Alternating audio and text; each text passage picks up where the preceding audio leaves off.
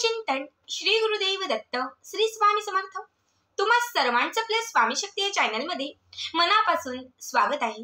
स्वामी तुम्हा सर्वांच्या सर्व चांगल्या इच्छा पूर्ण करोत एवढीच स्वामींच्या चरणी प्रार्थना करते आणि आपल्या आजच्या या नवीन आणि सुंदर व्हिडिओला पुन्हा एकदा नव्याने सुरुवात करते। भक्तांनो, आज 26 नोव्हेंबर रविवार, मात्र अत्यंत विशेष आणि महत्त्वाचा दिवस, कारण आजपासून त्रिपुरारी पौर्णिमेचा प्रारंभ होत आहे। बघा, बऱ्याच लोकांचं कन्फ्युजन आहे की ताई पौर्णिमा नक्की कधी आहे। तर ही जी पौर्णिमा आहे, जिला आपण कार्तिकी पौर्णिमा म्हणतो, ती 2 दिवस आहे। रविवार आणि सोमवार दोनही दिवस ही पौर्णिमा आहे। कारण 26 तारखेला दुपारी 3:53 या पौर्णिमेचा प्रारंभ काल सुरू होत आहे, तर 27 तारखेला दुपारी 2:45 ही पौर्णिमा समाप्त होत आहे। मात्र जी पौर्णिमा सूर्याने पाहिलेली असते, तर ती पौर्णिमा आपण दिवसभर गृहीत धरतो। म्हणजे आता आजची जी पौर्णिमा आहे ती उद्या सूर्याने पाहिलेली आहे, त्यामुळे पौर्णिमेचे जे उपाय तुम्ही करणार आहात तर ते उद्या दिवसभर अगदी रात्रीपर्यंत तुम्ही केले तरी त्याचं तुम्हाला जे काही फळ आहे ते तेवढंच मिळणार आहे। त्यामुळे पौर्णिमेच्या ज्या काही उपायांनी सेवा करणार आहात ते उद्या रात्रीपर्यंत तुम्हाला करायचे आहेत। आता अजून एक प्रश्न की ताई सत्यनारायण कधी करायचं? तर सत्यनारायण तुम्ही आज प्रदोष समयी सायंकाळी केलं तरीही चालेल, किंवा मग उद्या 2:45 आत पौर्णिमा समाप्त होण्याच्या अगोदर तुम्ही केलं तरीही चालेल। बघा, पौर्णिमेचा दिवस हा माता लक्ष्मीला प्रसन्न करण्यासाठी, कुलदेवीला जागृत करण्यासाठी, कुलदेवी जी आपली आहे या कुलदेवीला प्रसन्न करण्यासाठी विशेष महत्त्वाचा समजला जातो।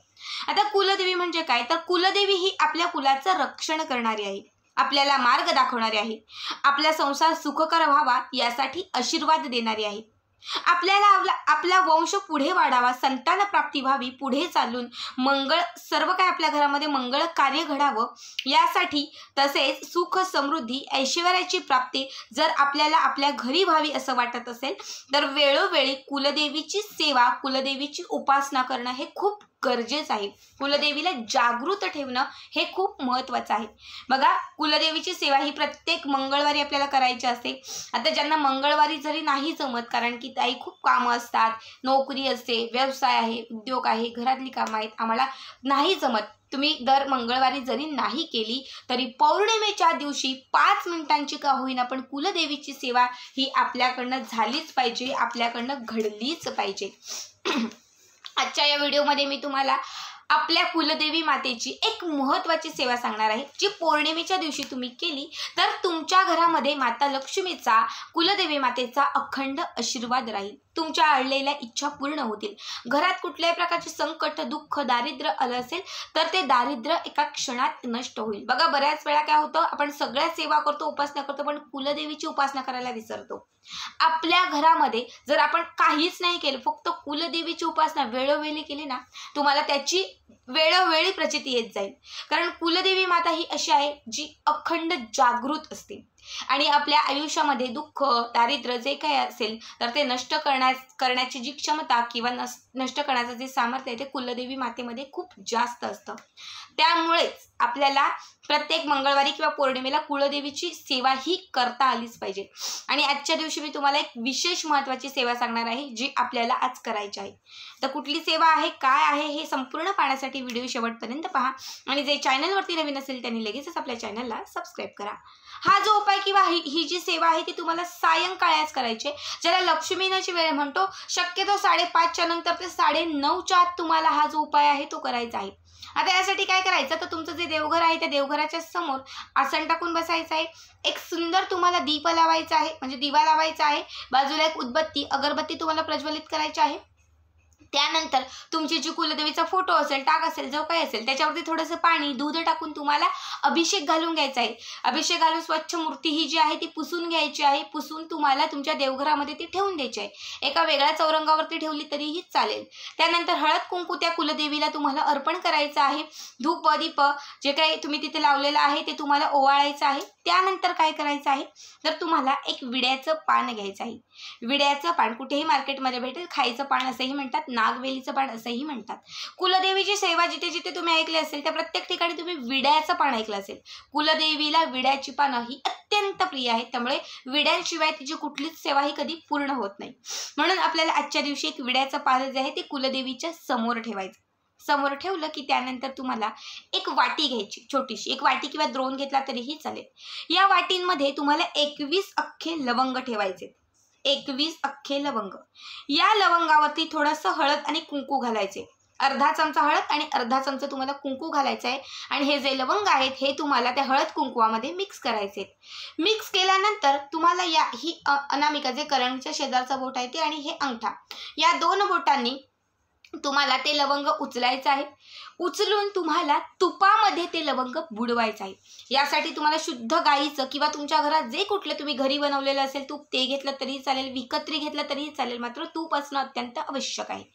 तर तुम्हाला थोडंसं तूप एका वाटीत घ्यायचं आहे, हळद कुंकवामध्ये मिक्स केलेलं हे लवंग उचलायचं, त्या तुपामध्ये बुडवायचं। तुपामध्ये बुडून हे जे लवंग आहे ते जे माता लक्ष्मीच्या समोर म्हणजे कुलदेवीच्या समोर जे विड्याचं पान ठेवलेलं आहे तिथे तुम्हाला हे अर्पण करायचं। अर्पण करत असताना तुमच्या मनातील जी इच्छा असेल ती इच्छा व्यक्त करत ओम ह्रीम क्लीम चामुंडाय विचे किंवा तुम्हाला जर तुमच्या कुलदेवीचा मंत्र माहीत असेल तर त्या मंत्राचा जप करायचा आहे।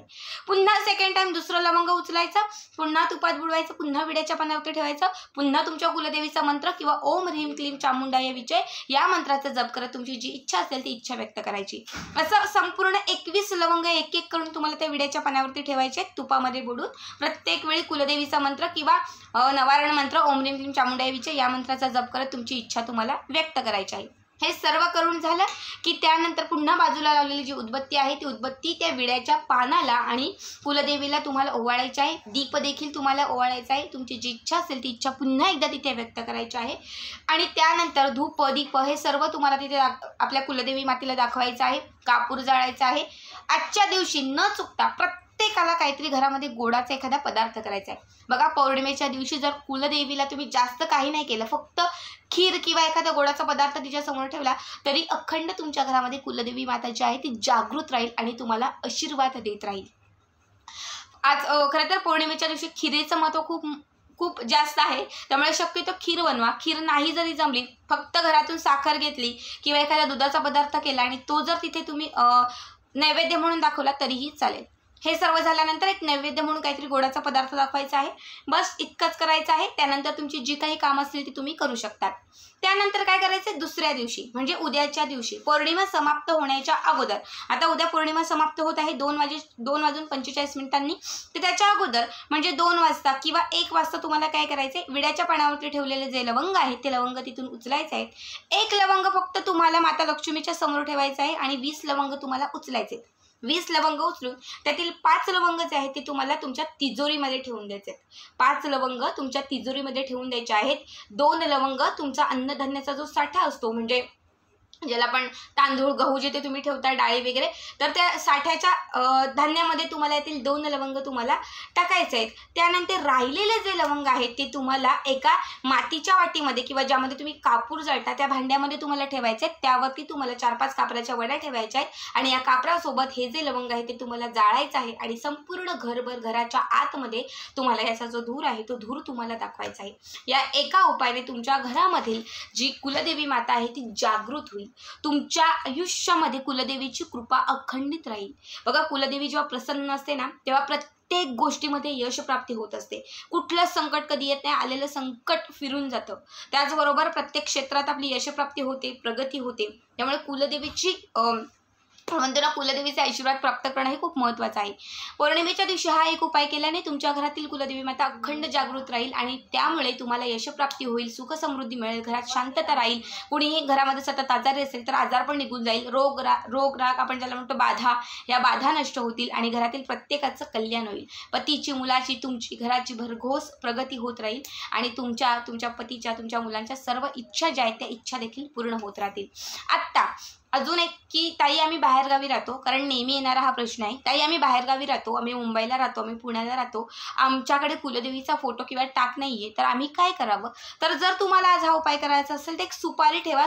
सुपारीला कुलदेवी माना, कुलदेवीची सुपारी समजून तुम्ही सुपारीच्या समोर हा उपाय केला तरीही चालेल। अत्यंत साधा सोपा उपाय आहे, प्रत्येकाने आवर्जून करा। आजचा हा व्हिडिओ कसा वाटला कमेंट करा आणि पुढचे व्हिडिओ पाहण्यासाठी चॅनलला सबस्क्राईब करा। श्री स्वामी समर्थ, जय जय स्वामी समर्थ।